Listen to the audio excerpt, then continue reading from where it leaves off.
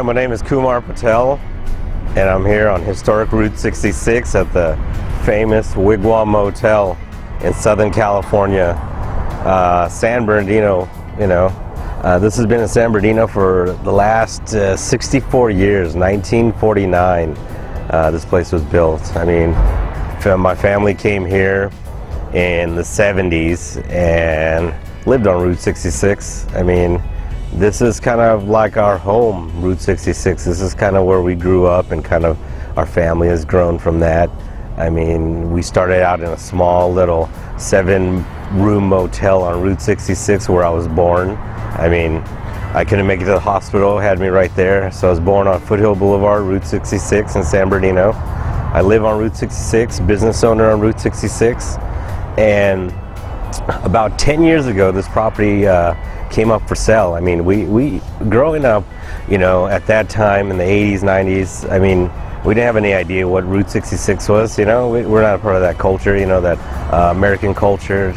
Bought this place because it was so neat. How can you pass up, a place like this that the city wants to get rid of? The land's worth more than the buildings. The owner's getting old, retiring. So put in an offer, and no one showed up. Can you believe that? To put an offer in for this place, and got the place. I mean, more than it's worth. And it's been a lifelong 10 years of stressful, learning curve. I mean, and from that, I've learned so much about Route 66 and my American heritage, the road. And it's something that I can't buy, or, I don't even think I could replicate, what I'm telling you. It's something genuine. We see it all.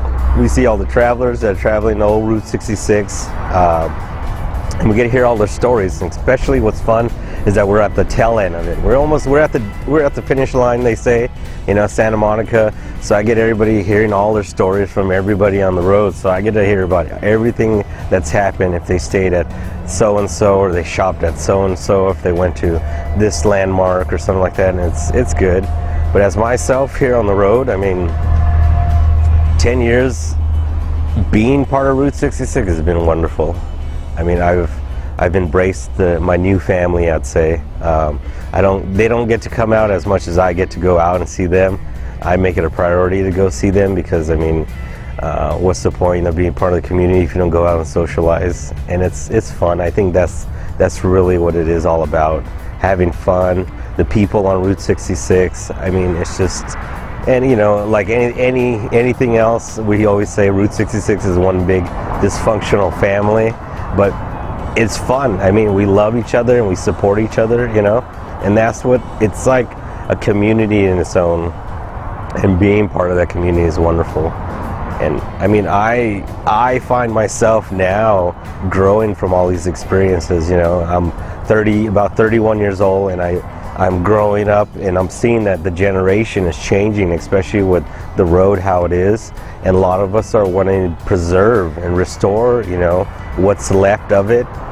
Obviously, things are gonna go to the curbside. I mean, that's bound to happen. But new things are bound to, what would I say?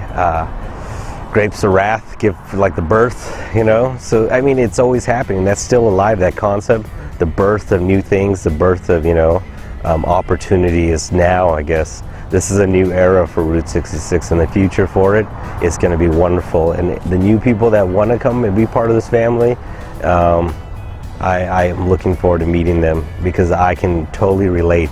When they first time, stepping on Route 66 and meeting that first traveler, it's great.